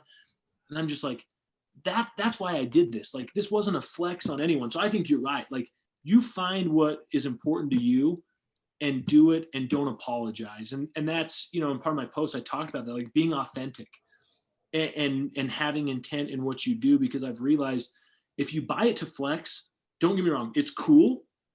It's not nearly as great as you think it's going to be. And that was the BMW. Like, we bought it and I thought it was going to be this great thing, and it was cool. And then I stepped back and I was like, yeah, but that's not nearly as cool as I thought it was going to be. And I don't get the fulfillment, right? For me, it was a hollow thing. Mm-hmm. And all my guys, they bring in a recruit, they're pointing out my car, right? Like, to them, it's a big deal. And I'm like, yeah, but like, it's not as big a deal to me because it wasn't for me. And that's why we've decided to sell it and say, we can take that money and we can do other things with that to get us to where we want to be versus where other people think we should be. So I think that was an explanation. No, there's a lot of guys that I know that do summer sales that have Teslas that didn't sell that well. I mean, I'm all for it too. Like, if you want it and you worked for it and that's your thing, a Tesla's awesome, or a nice car like a BMW or Mercedes. I have no problem with flexing just for flexing's sake. But I think the funny thing is some people skip over the earned it part and go right to the flex. Like, some people are like paycheck to paycheck, but they have an Audi or a BMW because the flex is so much more important than the substance, Like, I think that's so funny. People going broke, trying to flex on everyone. Like, what do you do? I mean, I get it. I would totally do that when I was younger, especially. Yeah, no, I understand. And we call them Henrys. High income, not rich yet. Yeah. Seriously. Like, I haven't heard that, huh? A lot of these door-to-door people, and even people in sales, right? They're high income earners, but they're not rich yet. Like, they could be, but they're not rich yet. But they're trying to live a life beyond where they're at. And that's one of the things, like, we've learned the hard way. Like, we've had substantial amounts of debt. Like, my wife and I were talking, we actually want to go on Dave Ramsey and be able to do the debt-free screen. And like, we started talking about the amount of debt we've paid off between our cars, student loans, credit cards, a mortgage, and all these things. It's like, it's sickening. Like when you think about like how much debt we were carrying, but I think people do it all the time because they want the perception of, hey, I've made it, I'm doing well. And it's a sad part of our society that people see what you drive and they do judge. They look at you and they say, oh, like he drives that, like he's successful, or he lives in that house, he's successful, versus looking at and saying, wow, like if everything went to hell in a handbasket today, I could literally go to McDonald's because all I have to pay is insurance, gas in my vehicles, and my taxes. And I would be just fine because we have zero debt. And so like I look at some of these people and again, we've been blessed and fortunate. I know what I made. I know what the average person makes as well. Like I'm not blind to that. I'm like, how are these people doing it? Like it's shocking, right? Like I see some of these people, I'm like, there's no way that they can afford that and live comfortably. Like if one thing goes wrong, they could be in a world of hurt. Yeah. They take the crazy trips, they drive the awesome cars. And I mean, I'm all about like, you shouldn't wait to be happy. You shouldn't wait till, you're rich to start experiencing life, but you also shouldn't sacrifice, your life for what you want to be perceived as your life. And I see that happen. And I'm like, I remember my first job, I worked at Panda Express. And I'd never had a job, like, huh? The orange chicken's phenomenal though. Oh, it's funny because I actually hated Panda until I worked there. Most people, this is the opposite. And then I love it now. After working there, I was like, yeah, I was so poor. I was a student freshman. I worked at Panda Express. I don't know why they gave me the job. Like I was literally the only non-Asian guy to apply. And I actually think that's why they gave me the job. They needed that diversity. Yeah, they're like, oh, we'll bring in this Hispanic looking guy, whatever. So anyway, my first paycheck was like $600. And I was like so psyched. I remember holding it and walking out to the car, like shaking, like if I drop this, like my whole life is it hangs in the balance of this check. I didn't have direct deposit, and I remember I went and bought like a ton of hats. And I went and bought, like a Jordan, all these Jordan shirts with my $600. And then, like I like didn't have enough money for lunch, like I was like dead broke, because you just feel the need. It's like, it's normal, but it's good to be aware of it, that like everyone has that need to be like, hey guys, I'm doing well. Look at me. Like I'm successful. Love me, People want that attention and they want you to think that they're doing awesome stuff. And I think that love me part, right? Like I think there's a sincere desire and want and need inside all of us to feel loved and to feel valued and appreciated. And I think what I've learned, over this process the last couple of years is that love and appreciation and value, it doesn't come from the money. The money can allow you to do some really cool things and you can bless people's lives and you can do some incredible stuff. But people value time with you. They value memories. They value experiences way more than they value, what your bank account says. And I look at my wife's mother passed away. So in March, so almost a year now. And one of her dreams, and like we talk about, like, a flex, she always wanted a red Mercedes. So she gets ovarian cancer, very low percentages of survival. And by the time they finally buy the red Mercedes, I think she drove it maybe twice. And that was like her dream, right? Was to have this red Mercedes. So when you're talking about don't wait to live your dream and do your things. If that's your thing, don't live to do it, because I literally watched my mother-in-law have this dream of having a red Mercedes. She bought it and she drove it twice because she was literally so sick that she couldn't use it. And I looked at my wife and I said, "Okay," I was like, "we will never sacrifice like our dreams in the now, for the long term." And so I think there's a fine balance. Like, how do you find this balance of prepare for the future, retirement, your kids, this, that, and the other, versus creating memories in the now? And I look at my kids right now, my daughter's 5, she'll be 6 here in February. My little boy's 3. And I'm like, they're not getting smaller, right? Like they're never going to get smaller. Like we're not going to get that time back. And my brother and I, so we bought a cabin just over a year ago. Was it the best investment? Probably not. Like, I don't think we're going to lose on it, right? It's real estate. Like, I don't think it's a bad investment, but could have I used that for rental properties and other things? Yes, 100%. I could have put that towards something that maybe could have generated immediate income, things like that. I will tell you right now, though, like, the time, the memories, the friendships that have been spent at that cabin in 1 year is worth tenfold what we paid for that cabin. And that's where I think, do the things that bring fulfillment, do the things that bring joy and happiness. I grew up with a grandfather who was extremely wealthy and had a cabin and had the toys, horses and four-wheelers and snowmobiles. And my grandpa, for most of my life, was my best friend. Like literally was my best friend. My grandpa would check me out of school probably once a week, maybe every other week. And it drove my dad crazy. My mom loved it. And I remember my dad and mom having arguments. Like, I never see my parents fight, but they would argue probably more about me missing school to go with my grandpa than anything else. And my mom, I remember one conversation over here, I'm talking. She said he will learn more spending time with his grandpa than he'll ever learn in a classroom. And I look back and people are like, where did you learn to work so hard and dedication, these things? And it was my grandpa. And so those experiences, and I literally told my wife, I said, this was since we got married, I was like, we will have a cabin one day. Like, I promise we will have a cabin. We will do it. And I didn't think it was going to be this soon. Like, we were extremely blessed, with summer sales and this opportunity to do it. It has been the greatest blessing as a family. Like, we can literally go there.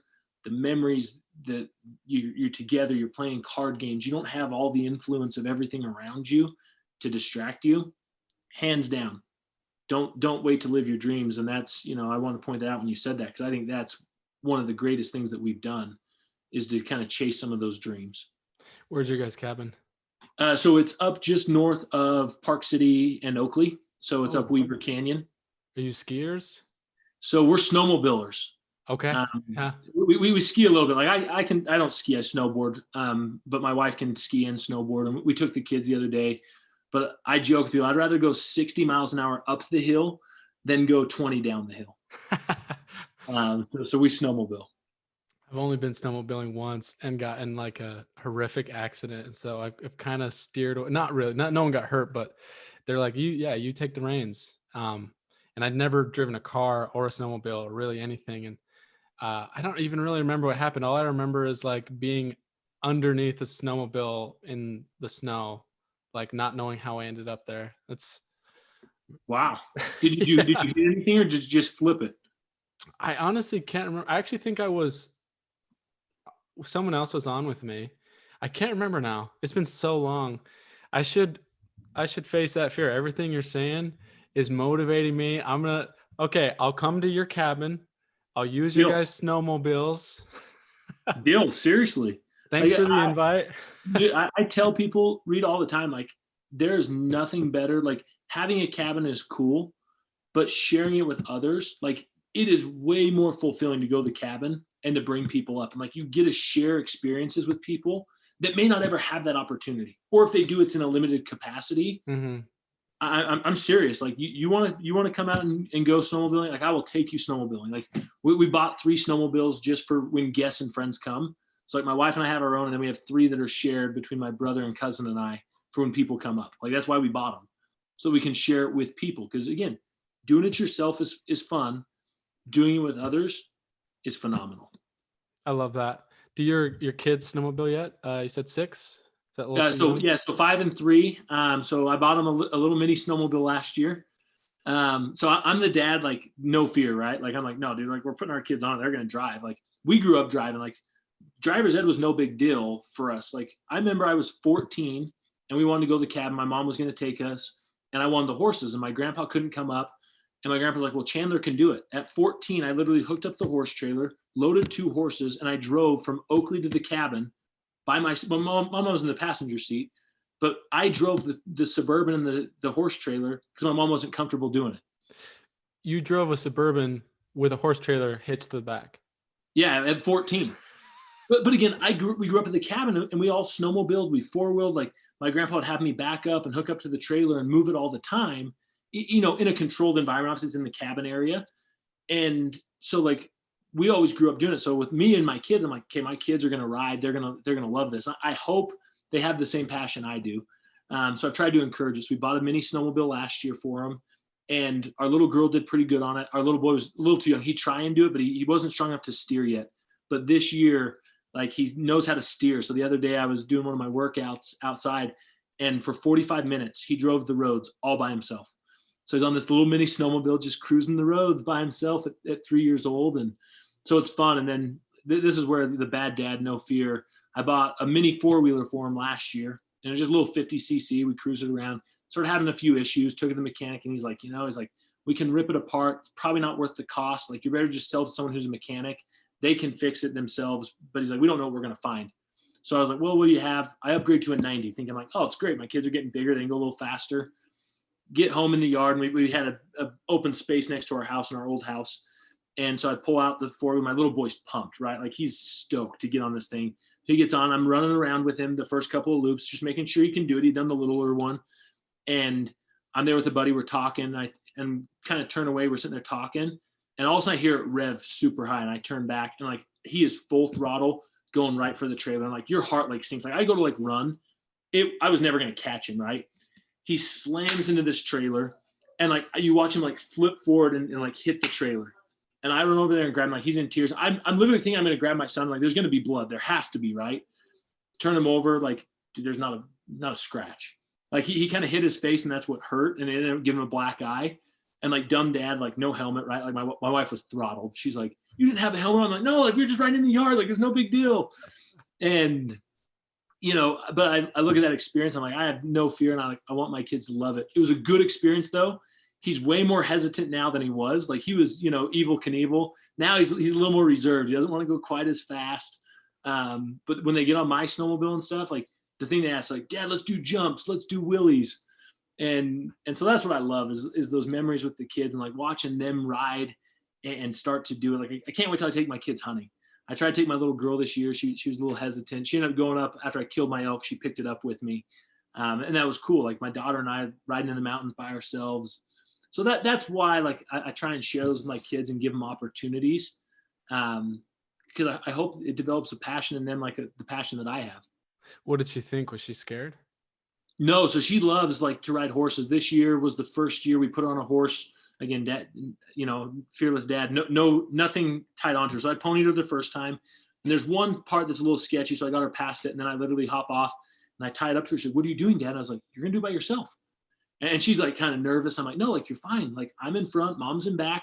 And she rode literally 4 miles up to elk camp by herself. So we went out and got the elk, and, she's there to see it and watch us load it up, and, riding back.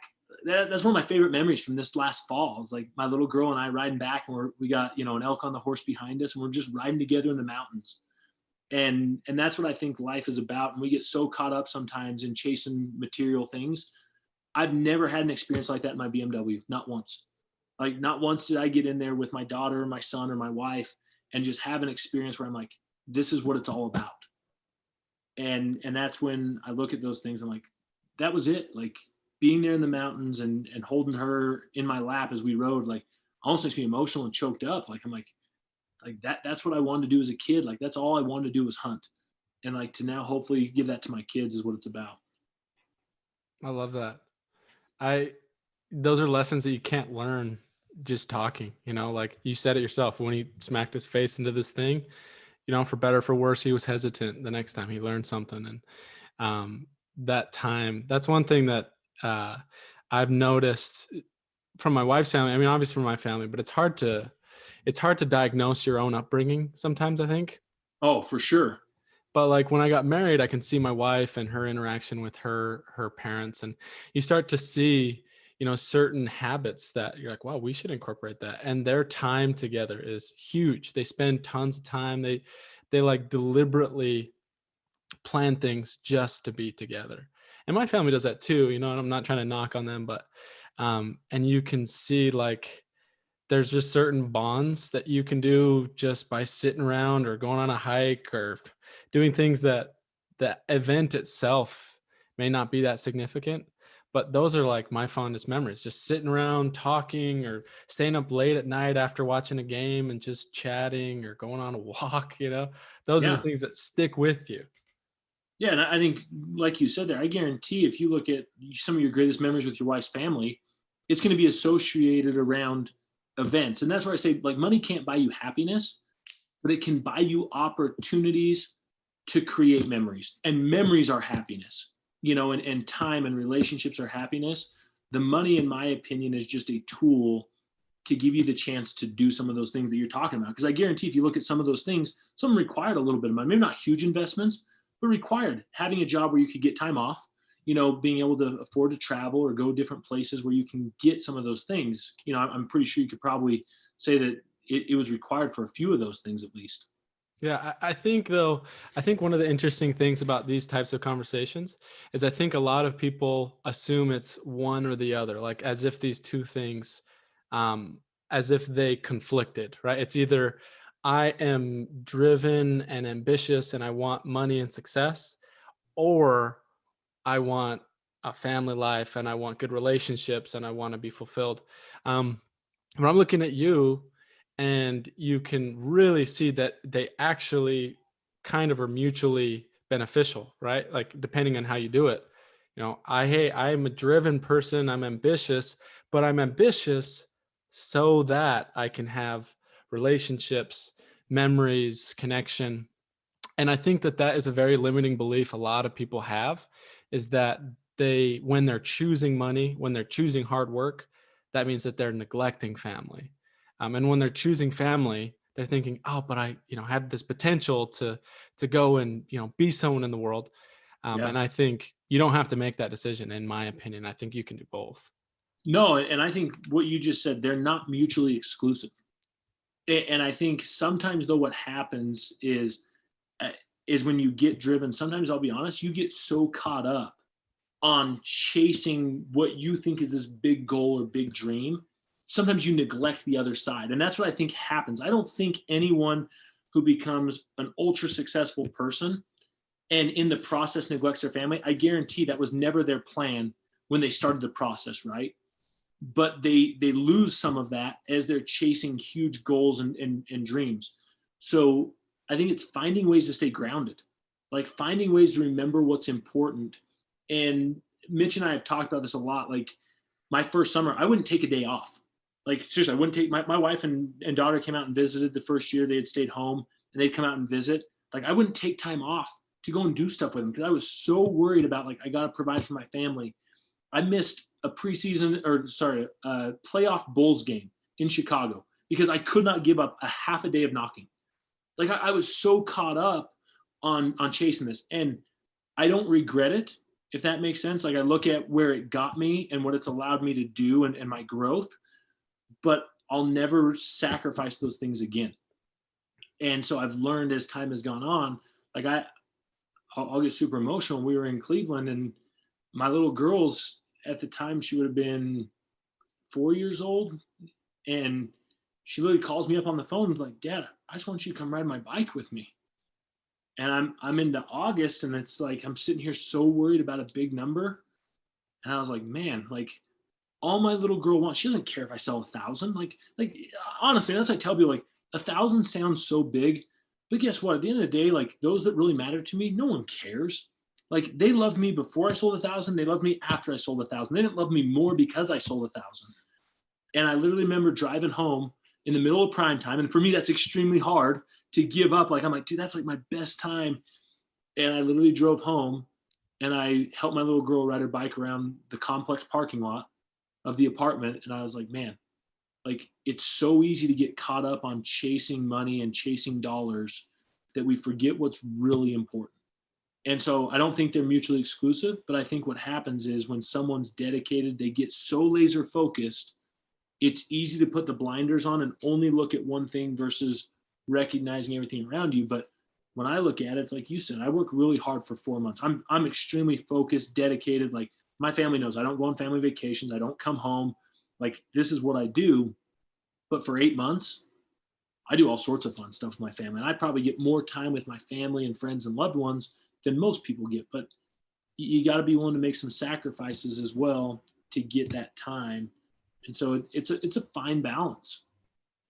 And look at the example for your kids, like the fact that you're working so hard at something. I mean, you want to pass that on. You want your kids to have that when they get old, to have a work ethic, to have a drive. Um, I I don't know why I think about this so much, but I really do. The whole kind of get annoyed by the whole one or the other type thought, because in my mind, the idea is like to have the best life you can have, right? And components of a good life, a huge component is your relationships, your spouse, your kids, your friends, your coworkers. But the huge component is, not ego, but like your own, like feeling like you are living up to who you want to be.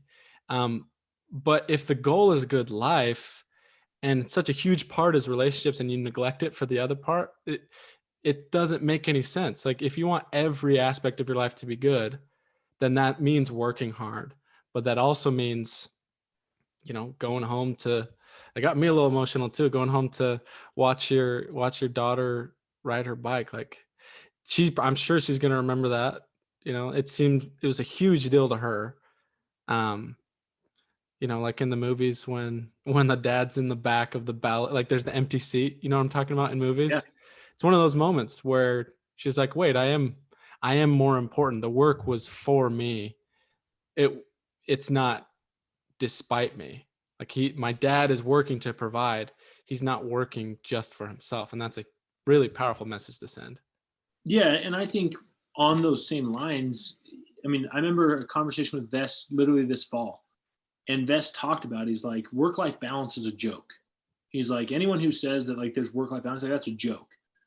And he's like, but you have to have things you don't compromise on. And for him, like he says, like, I will never miss a recital. I will never miss a sports game. I will never miss these things. He's like, guess what? He's like, my wife knows, like, in order to get to where we're talking of getting, I will not be home for dinner. And so I think it's finding that balance of, you can't have everything, right? You can't have all the time and all the relationships and do all these things and still be successful on this side. So you got to say, okay, what are my importance, right? What are my non-negotiables that, hey, I don't miss these things. Like these are the things that I am always there for no matter what. In return, I'm going to have to sacrifice some of these other things that aren't between the relationship my spouse and I or my family and I, to us, aren't as big of a deal. And like another family may look at that and be like, I can't believe that he's not home for dinner every night. But then that dad doesn't make it to every recital, to every game. And so you got to find and have that communication between you and your significant other. And I think for me, like my wife and I, the communication's been one of the harder things to learn in our relationship, of, making sure we're on the same page and that we're working together. Even I posted that video, my wife's like, she was kind of bugged actually at first. Like she's like, wow, like you weren't even going to talk to me about this before you just posted it to the rest of the world. And I was like, had I not posted it for the rest of the world, we wouldn't be having this conversation. Like I knew in my mind, if I don't post this, like we're not going to talk about it. But she's like, Yeah. I had no idea you're struggling. But it's kind of this belief, right, that we think everyone else's life is perfect. Like, and I think that's where we get this idea of work-life balance and these other things. Is we look at him like, dude, Reed Fletcher, like, dude, he has the freaking dream. Like, he's got a beautiful wife. He's doing all the things he's wanted to do. And then you look at it and you say, oh, the Burgons, like, they have the perfect life. And then the Burgons look at it and say, this person, and they're looking at, and everyone gets this perception that everyone's life is perfect. It is the biggest lie we tell in the world and in society today. Like every single person is struggling with something. Like I don't care who you are, you're not immune to it. Like you may look at someone and think they've got it all figured out. I guarantee you, even though it may not be public, they have things that are painful and that they are struggling with. It may be financial. It may be a drug addiction. It may be, marital issues. It may be, the loss of a child or a family member. Every person has something that they're struggling with. The problem in society is a lot of times we're too prideful and we're not humble enough to be like, no, like I am struggling. And that's my wife's like, why don't you tell me, like, over the years of being married, she's like, I've never heard you say that you've had thoughts of suicide. And I'm like, it's not like it's a reoccurring common theme. Okay. Like, I don't want people to watch that video and think like, I got to reach out to Chandler. Like he's about to drive off a cliff. Like, no, that's not how it is. But I've had a lot of moments where I feel very inadequate as a husband, as a father, as a boss, as a person. And I've felt literally moments where I'm like, why does God keep me on this earth? Like, seriously, like, why doesn't he have me get struck by lightning or have me get sick and die? Or why is he keeping me here? Because I've had moments where I literally feel that inadequate, and people look around and the messages and comments are like, dude, you're phenomenal. Like, you don't know the impact you've had. And it's like, you hear that, but you start to realize, like, wow, like my perception of myself isn't what other people are perceiving. But it's extremely hard to get honest, right? Like, who wants to talk about, like, dude, I used to go home in middle school and high school and cry because I was made fun of as the fat kid and I had no friends. Like, no one wants to talk about that, right? Everyone wants to post the car and the fancy trip and these things because that's what gets likes on social media, right? Like, that's what gets people to follow you. Like, people want to see, like, flashing the hundreds and this and that and the other. They don't think it's not the glamorous, it's not the sexy, but to be honest, it is the things that need to be talked about. Like, we were in the Virgin Islands and I brought a buddy who's a videographer to record our whole trip. And I asked him to do interviews with all of our guys, just to kind of document the trip. I'm like, we go on all these cool trips and I have no video footage, nothing to show what we've done.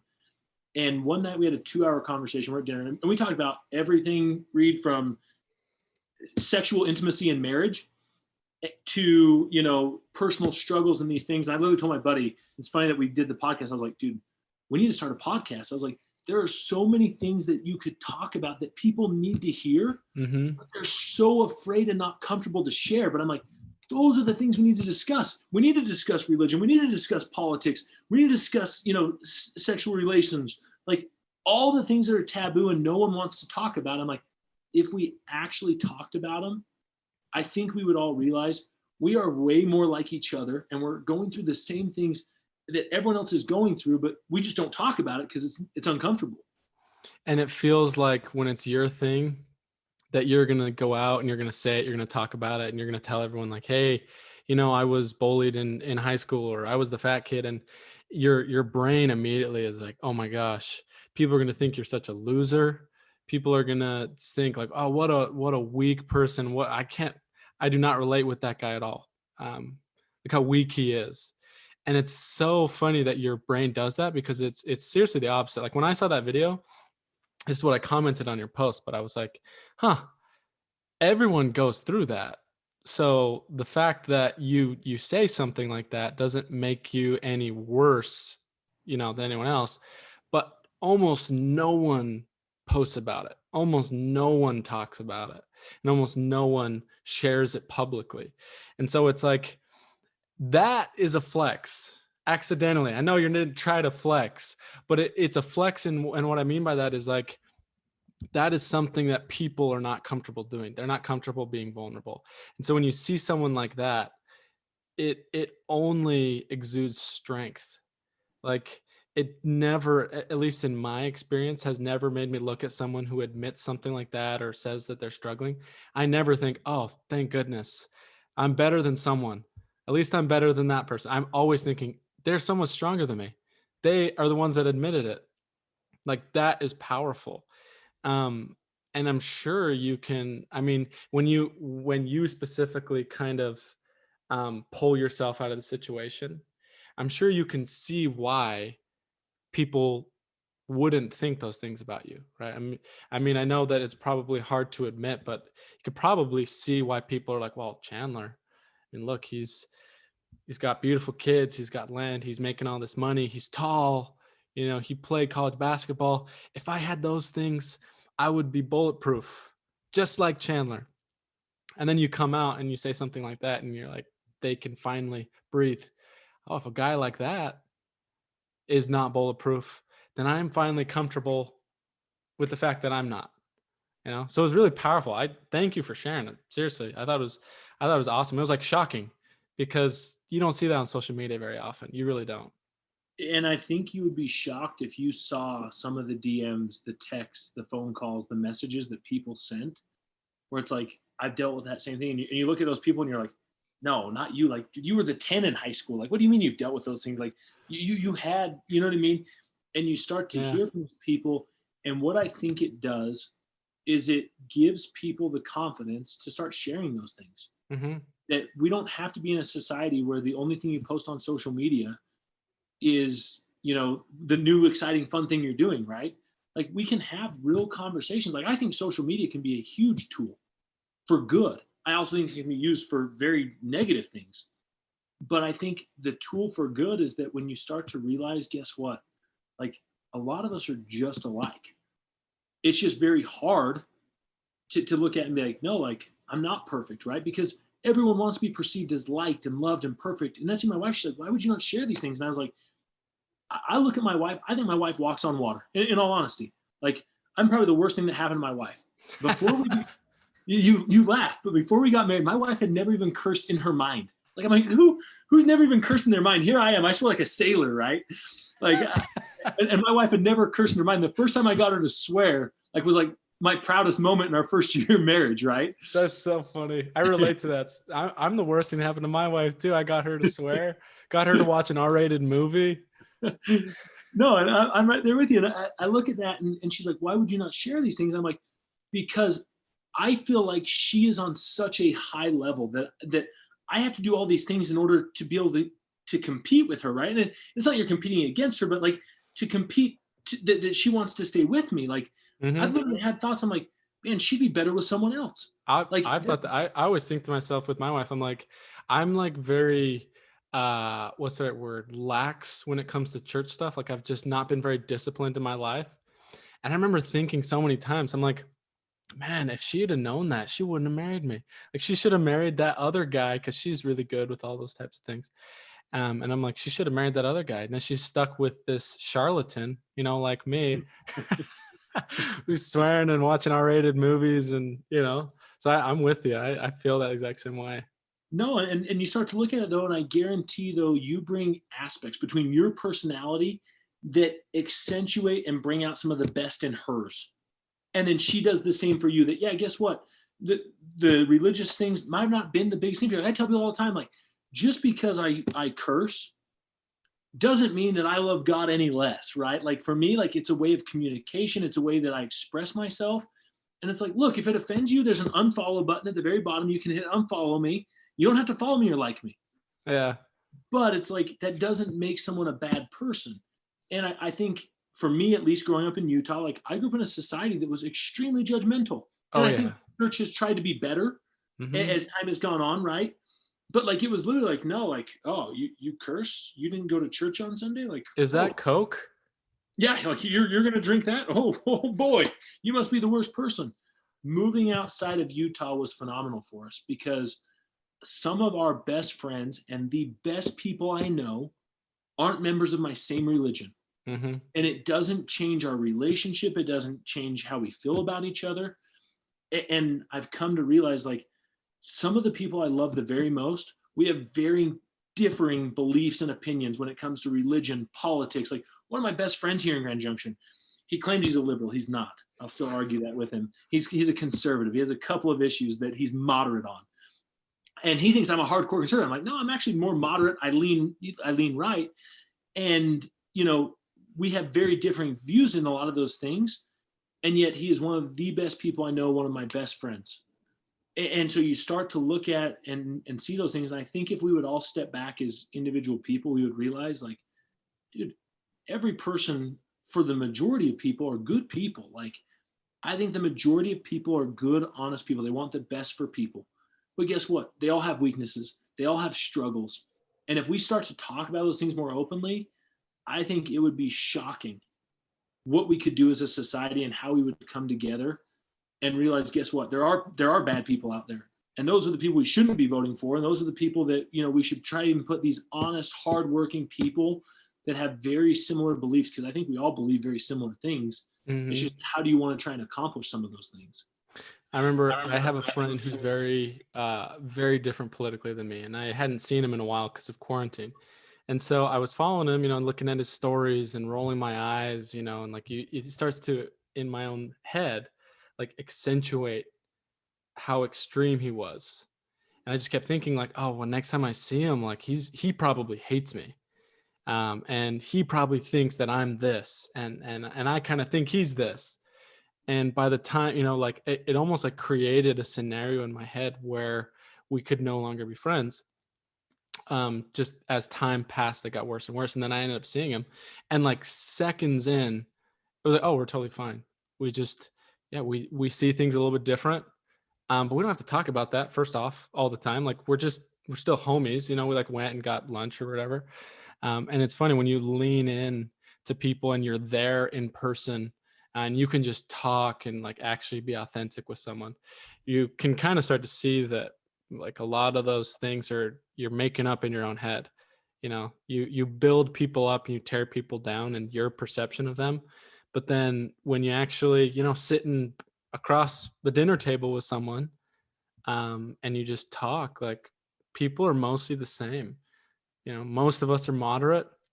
Most of us, like most people condemn the same things. We just like, yeah, social media and everything is kind of like polarizing us in such a scary way. And it's a terrifying thing. I think you literally hit it on the head. Seriously, like when you said that, I'm like, dude, I've had that multiple times where like I see posts and again, I get fired up and charged up. And I'm one of those believers. I'm like, if you post on social media and it's dumb, someone deserves to tell you it's dumb. Like it's a public platform. Right. And I hope people do the same to me. Right. But it's one of those that I start to look at. I'm like, it literally is ripping us apart as friends, as families, as a nation. Versus, like you said, I think if people literally get together and sit at a table and have conversation, use the term break bread, right? I think we would be shocked at the love and support we would have for each other if we could have honest and real conversations. But I think social media has created this game where everyone wants the most likes, right? Like think about it. When you make a comment on someone's post you disagree with, what are you watching for? You're watching for the likes. You're watching for the response. Like I'll text my friends and be like, hey guys, I'm in a Facebook fight. Go like my comment now. I need backup. Seriously though, like, and we create these battles and like, it's created this thing where like you want to be right. And it's like, I don't think life is about being right. Like I think life is about coming together and it's about making compromises. And I think that's where we've lost a lot of people and people get so upset is that you can't now, if you say you're affiliated with this side or this side, if you go 1 inch, your party's ready to freaking cut you off. Mm-hmm. It's like, guys, that was never the idea. Like the idea was always compromise. The idea always was, hey, we're going to give here, you give here, and we're going to come and we're going to find some mutual ground. Because like I said, there may be 1 or 2 subjects that you hardcore believe that this cannot be violated. And guess what? The other side has things that they say, these cannot be violated. But most of the stuff, like you said, I think people are moderate. I think there's a lot of middle ground that if we would actually come together and quit trying to be right, and we'd come together, I think we'd realize, man, like some of the best people in the world have differing, opinions and beliefs than I do. And just because you disagree with someone's opinion doesn't mean you can't love them. And I think that's another lie, right? Mm-hmm. That like, if someone has a different opinion than me, like I can't love that person. Like, no, like I have people who, think the church is a horrible thing, blah, blah, blah, blah, blah. And they're some of the best people I know. And like the love I have for those individuals doesn't change because of their belief or who they are as a person, belief wise. Like they're still a good person. So I think that's one of the things I look at all the time and think, man, like we're so much similar than we all believe we are. It's one of the unintended consequences of my mission, I think. Because you go out there and you meet people from a different country and totally different belief system. And you're like, wow, like I feel just like these people. We don't even literally don't speak the same language.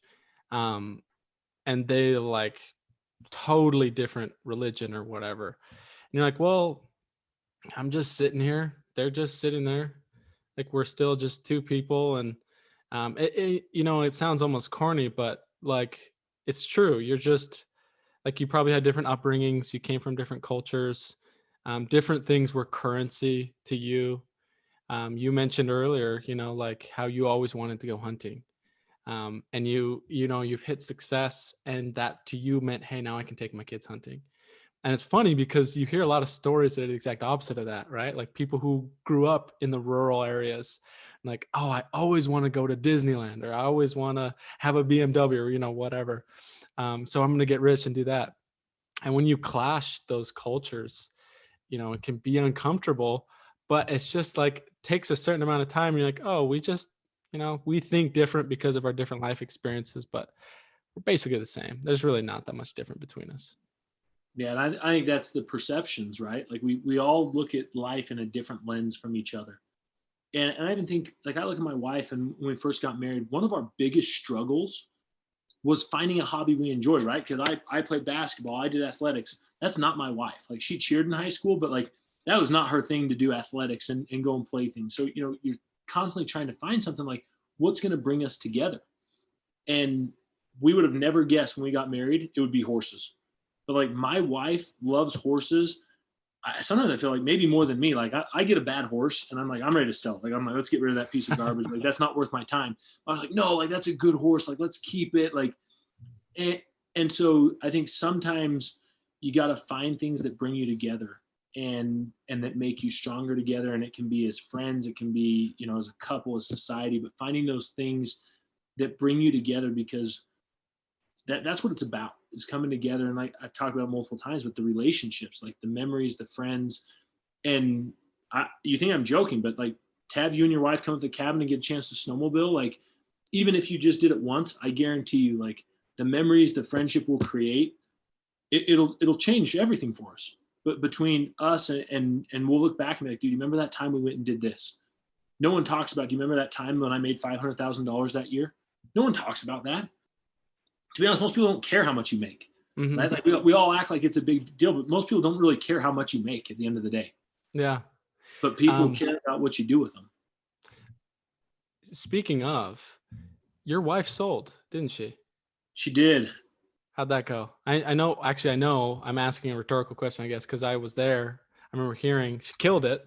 She crushed it. So her first summer, so interior designer by trade, here in Grand Junction. She worked for an event coordinator, car museum. And then she started her own design practice. She was with one of the premier builders in Grand Junction, and literally like building custom homes. Like she was working on a home, I can't remember how many $1 million, but just like her dream job. And I went and sold my first summer, came back, and I wanted to go do all these fun things, right? Because it's 4 months of work, 8 months of flexibility. And she's like, oh, well, I got this client meeting. Oh, I've got this. And it started to create some frustration, because I'm like, the whole reason we did this job was to have time. Like that was the thing we didn't have before. Like I worked at a university, and don't get me wrong, the university was great. I thought we were making a lot of money. I thought it was a good opportunity, but I had no time. And so I literally told her, I was like, I don't think you love your job as much as you think you love it. And she was ticked. Like she's like, who the hell do you think you are to tell me like I don't like my job? Like this is my dream job. And I said, no, seriously. Like I was like, I think it's the thought. Like you thought that was going to be your dream job. You thought that's what you would love because that's your passion. But I don't think you love it as much as you think you do. And I was like, I think you should sell. And she's like, I'm not selling. That's the dumbest thing I've heard. Like she was very opposed to it. And I just kept talking, and finally kind of said, I was like, look, I think you should at least consider it. So she's like, well, if I'm going to consider it, I should at least practice. So she started practicing. Aptive does their pitch competition, and she ends up winning the whole thing, which little ego check for me, right? Because I took second the year before. Like my wife comes out and takes first. I'm like, talk about competing. Like my wife just freaking beat my ass in front of the entire company. And so she ends up deciding, she's like, well, if I won the whole thing, like I might be good at this. Comes out and sells. And first summer does 251, and she loved it. And the reason she sold 251 is because we were going to Thailand that year. That was our 250 trip. And it's 250 or bust. And at the time, like spouses weren't included. It was only sales reps that sell 250. And she's like, you're not going to Thailand without me. Like I'm going to Thailand. And so she sells 250, and she talks about, she's like, I would have never guessed that I would love door-to-door sales. But she's like, the relationships, the friendships, the camaraderie, she's like, I loved it. And then second year she came out and she did 320 something accounts, and crushed it. So, I didn't beat Brigham, Lindsay, or Brad Farr's record, but between my wife and I, we got them. So we got them together. Total income. That's what matters, right? It's all going to the same bank. So it was pretty cool to like watch my wife come out and be able to dominate. And now she's retired, stay-at-home mom, and she gets to be with the kids. But to be honest, I drove for 2 years every day together with my wife. We tried at one point to have her go in a different car group, and it was one of those like every day we drive together. And she gets the same thing that I do, where like she doesn't want to get out, right? And she'll like start making excuses. And I'll be like, get out of the car. Like, you're driving me crazy. Like, get out. We got to go sell. And it was an awesome relationship. Like, I don't think I would have ever been able to sell 1,000 without her by my side every day that summer. Um, it was really incredible, actually, to kind of watch her grow and develop, and to watch her fall in love with something that she thought she would have no interest in or love for, and she got to a point where she really enjoyed it. So pretty cool. How did you do that with kids? So we hired my sister to nanny. So my sister literally came out. She lived with us. And so I literally told her, I was like, what are you going to do for work? And she told me, and I was like, okay, how much does it pay? I was like, all right, here's your hourly wage. Like, I'll beat it by this. And she's like, okay, I'm in. And so she came out the first year. And then second year, she was like, I don't know if I'm going to do that. She's a CNA. She said, I think I want to get experience in my field. And so I had to ace her, right? I had to pull the sales move out. And I knew, like, one of her big whys, like, she's always wanted to do a humanitarian trip.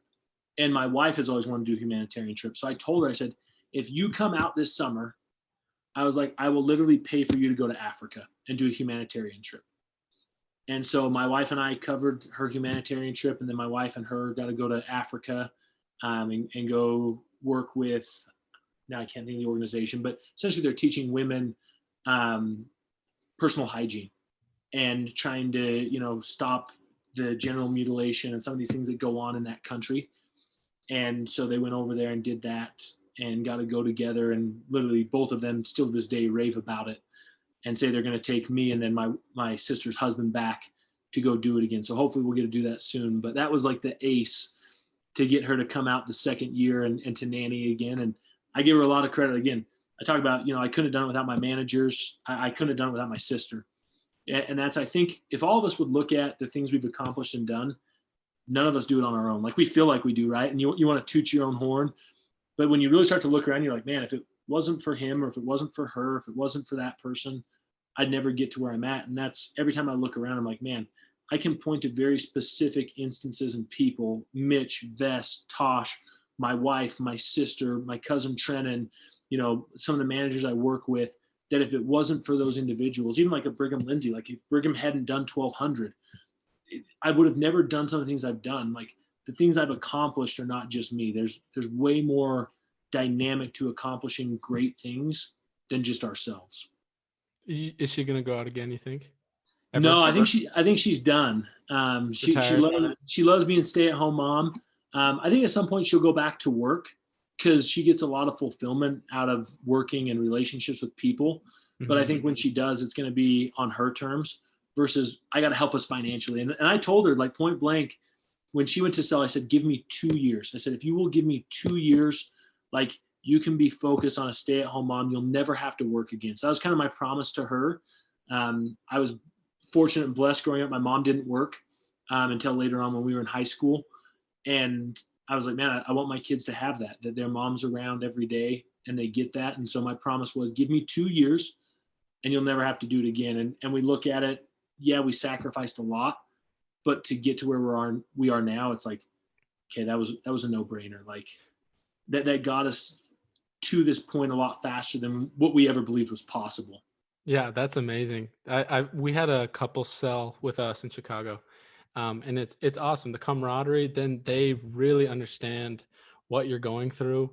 Like, it's not just the hours and it's not just the walking, like it's the mental strain of rejection and like, am I going to get another sale? There's all those things. And my wife worked in the office when I sold in Chicago, and just being in the office gave her like a totally new perspective. It was like, oh, you deal with like mean people, and like we have service pros that don't show up. As I thought it was, right? Yeah. My wife actually tried selling. It's funny.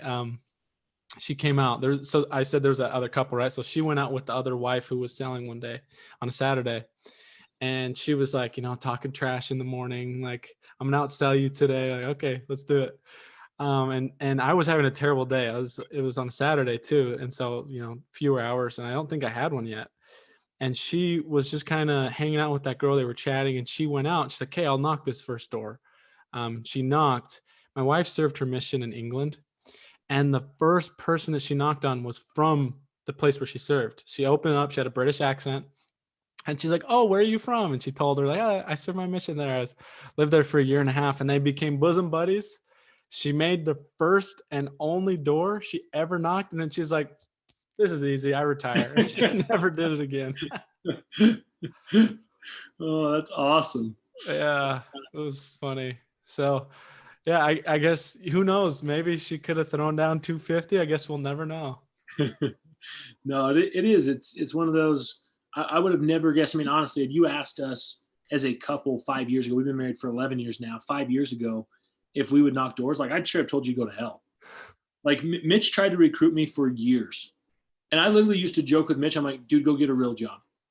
Like I was like, there's zero chance like I'm gonna knock doors. Like again, in my mind, like I thought I was living the dream. Like I'm a director of admissions. At the time, I thought we were making killer money. We were making $67,000 a year, government benefits, this, that, and the other. And I look back now and I laugh, right? Like your perspective shifts, your the way you feel about things changes. And I mean, there was a time I literally thought I was going to be a college admissions professional for the rest of my life. Like I was going to start working on my master's so that I could become a VP and who knows, maybe one day a president, right? And I look at where I'm at now and our life and where it's taken us. We've always been yes people. Like my wife and I've always talked about, we always say yes to opportunities, and so grateful. Because if it wasn't for taking that risk, and people said I was crazy, like my own father-in-law laughed at me. Like when I left the university, he laughed at me. And people at the university literally said, like, you're an idiot. Like, you're going to leave a government job to go and sell pest control. And here in Grand Junction, like the two places you make money, the hospital or the university, those are the two places. Beyond that, you either better be a small business owner or you're not going to make very much money.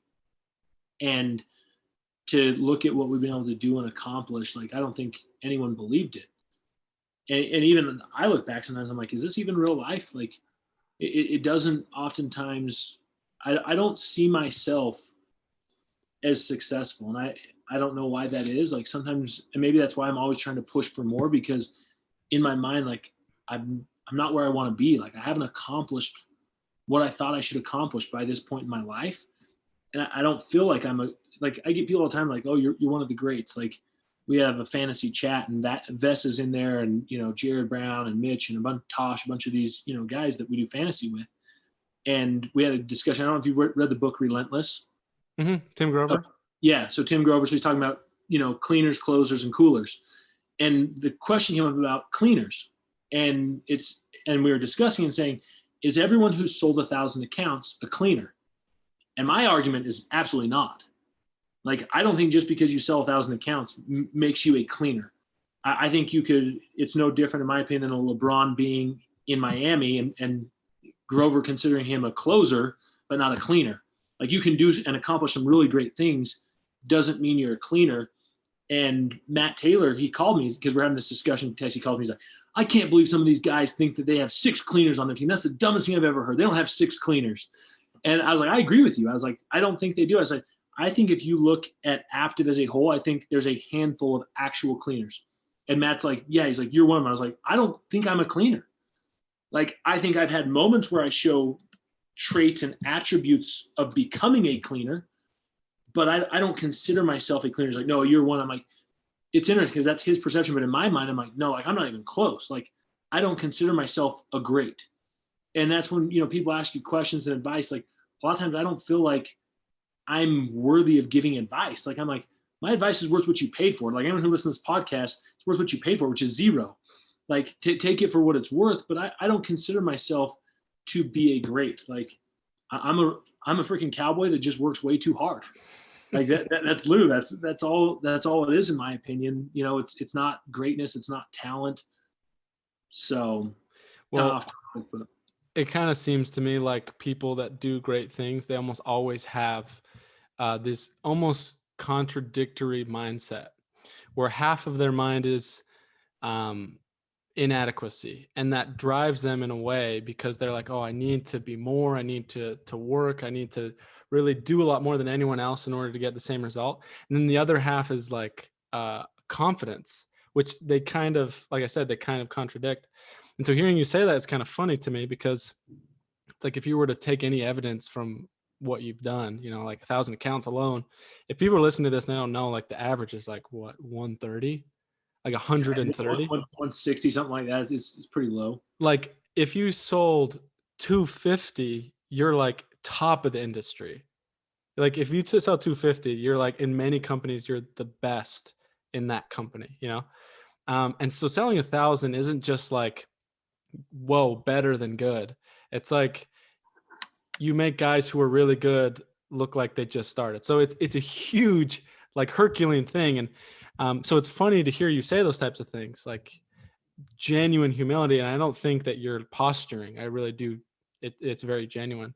But it is funny because like there's so many people who they feel like they're great, but they don't have the evidence in their life.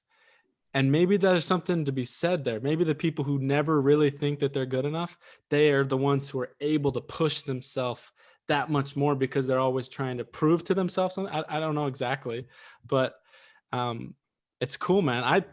I'm super psyched about that. Just 1,000 accounts is like, that's like a company. Like a company like sells like the company, we're going to get 1,000 accounts this year. And then we can start the company, you know, it's nuts. Absolutely nuts.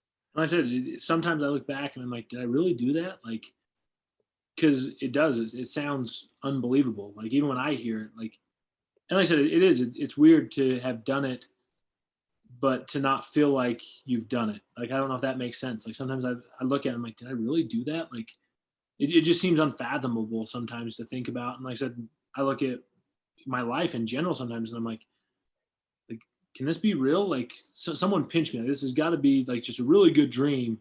Like this can't be happening because as hard as we think life is sometimes, like I look around and I'm like, I'm so blessed. Like I have so much to be grateful for. And I think the other night when I, kind of had a little reality check, like that was one thing that helped me is like I stepped back and like had gratitude. Because I think sometimes when you start to do really good things, you start to expect things, right? And it's just the expectation of I'm going to do this, this is going to happen, versus being grateful for the little things and starting to recognize like no one's promised tomorrow, no one's given anything. Like it's all earned, but being grateful for the hardships, being grateful for the struggles. And even I had a bunch of guys that said, they're like, man, I'm grateful you shared that. Like I now feel like you're more approachable. Because I do think like we look at some of these people that accomplish greatness and do great things, and we feel like they're not human. We feel like they're superhuman.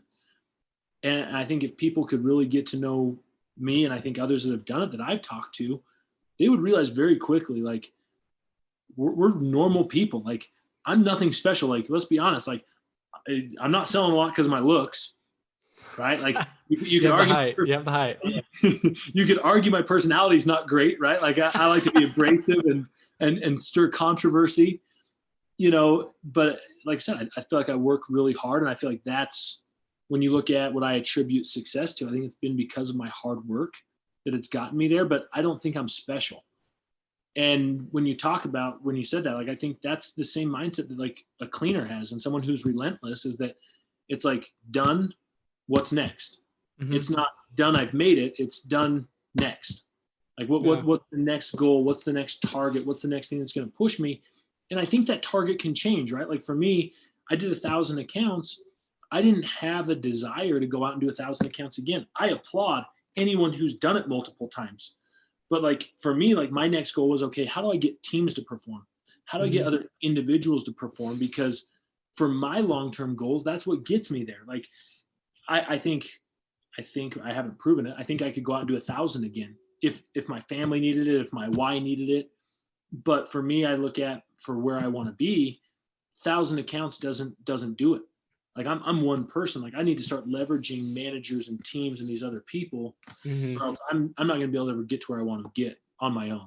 Yeah, absolutely. Chandler, I feel like I could talk to you all day. I want to thank you for jumping on. Appreciate it, man. People that are listening to this that, are relate to your story, or they want to join you, or they want to be on your team, how can we support you? How can people contact you, and how can they join your team?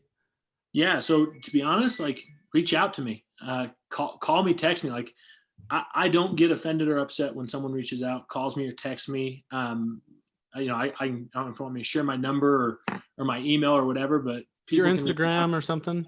Yeah. So good night. I'm not even that good at social media. I think my Instagram is Seberg50. I gotta check here. That tells you how up to date on it I am. So it's Chandler Burgon, but I think it's Seaberg50 is my username. So you can reach out to me on Instagram. Call me, text me. My number is 970-270-9767. And honestly, what I found fulfilling wise, like when people reach out and I can talk to people and help someone, even if you're not on my team, even if you're never going to sell, but you just want to talk, I love conversations, and I've loved and appreciated being on your show. And I hope someone that watches this gets value out of it, right? Like that's the goal in doing these things, is to help other people. Yeah, absolutely. I got to go because I got to book my flights to your cabin. So just make sure that that's all open and everything, and we'll drop in. Just if there's a door code, just text it to me. You got it, man. I appreciate it. Hey, thanks for chatting, man.